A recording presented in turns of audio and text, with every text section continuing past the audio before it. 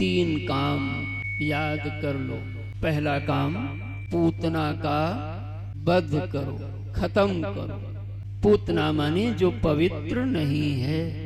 क्या क्या पवित्र नहीं है आप सब जानते हो। जो व्यवहार, जो भोजन, जो वाणी, जो चीज पवित्र नहीं है उसको जीवन से मार दो।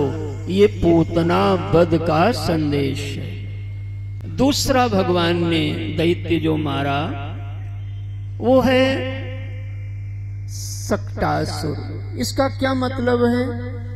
इसका मतलब है कि भगवान नीचे छकड़े के हैं और सारा जो संसार का सामान है वो भगवान के ऊपर।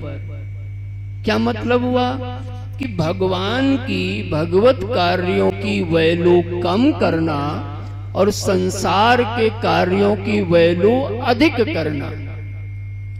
ससुराल जाना तो महंगी वाली मिठाई ले जाना और भगवान की कथा में आना तो पिलपिलहा केला लेके आना। इस बुद्धि का नाम है सक्टासुर।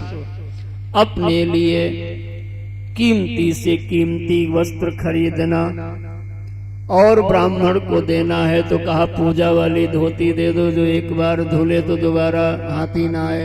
इस बुद्धि का नाम है सक्टासुर।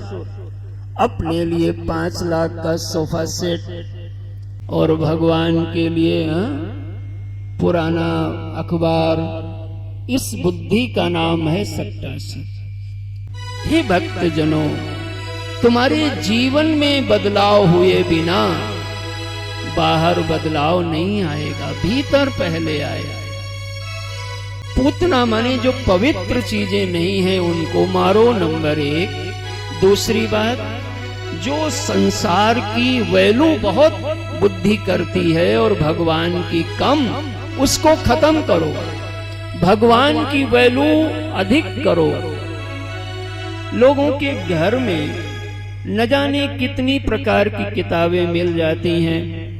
पढ़ाई लिखाई की मिले तो ठीक है, उसके अलावा न जाने कितनी मैगजीन मिल जाएंगे। अब तो कम हो गया, लेकिन पूछो क्या गीता जी हैं, भागवत हैं, रामायण है।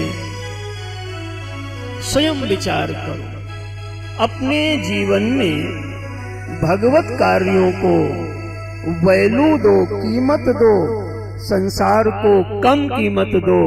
इस जीवन का नाम है सक्टासुर का वध। अब तीसरा कौन सा था? तृणावर्त। ये तृणावर्त क्या है? तृणावर्त कैसे आया था?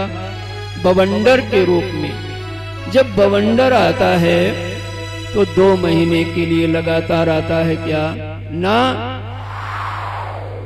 मिनट 2 मिनट के लिए आता है।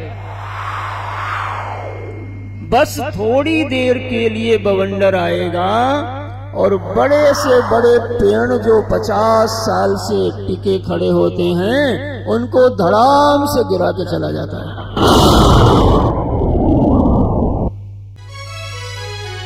कैसे समझें? तुम्हारे जीवन में कुछ चीजों का वेग बहुत तीक्ष्ण आता है। उसमें 3 चीजें हैं। पहला है काम, दूसरा है क्रोध और तीसरा है लोभ। काम का वेग आएगा तो थोड़ा सावधान हो जाइए, नहीं तो तुम्हारे जीवन को गिरा देगा। क्रोध का वेग आता है। अच्छा, दिन भर क्रोध रहता है कि बस क्षणिक आता है? क्षणिक आएगा, और यदि क्षण में आप सावधान हो गए तो बच जाएंगी चीजें, और अगर नहीं तो लो महाराज, कुछ बोल गए, हाथ चला दिया, पेड़ गिर गया। और तीसरा है लोभ। काम, क्रोध और लोभ सब नाथ नरक के पंथ। ये तृणावर्त माने बवंडर के रूप में, वेग के रूप में चीजें आती हैं। भगवान कहते हैं अगर तुम हम तक पहुंचना चाहते हो तो इनको समझो और इनमें संयम बनाओ। जो इन 3 चीजों को साध लेता है, समझो वो तृणावर्त पर विजय प्राप्त कर लिया। भगवान ने ये संदेश देने के लिए तृणावर्त का वध करके दिखाया।